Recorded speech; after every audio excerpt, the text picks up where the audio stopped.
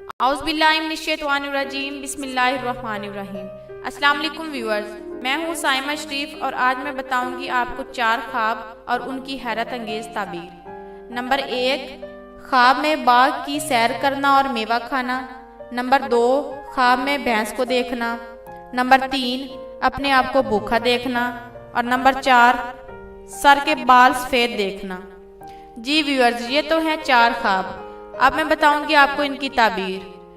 Number 4 पे जिस ख्वाब का हमने आपसे जिक्र किया है, यानी कि सर के बाल सफ़ेद देखना, तो इसकी ताबीर खैर बरकत, ज़्यादती उम्र हुर्मत की दलील है।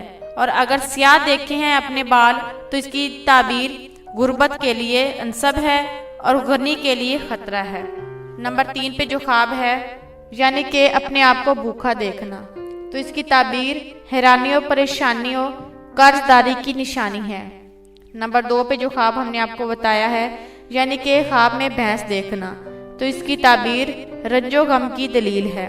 और नंबर 1 पे जो ख्वाब है, यानी कि बाग की सैर करना और मेवा खाना, तो इसकी ताबीर जन्नती होने की दलील है या किसी हसीना औरत से कुछ हासिल होने की उम्मीद है।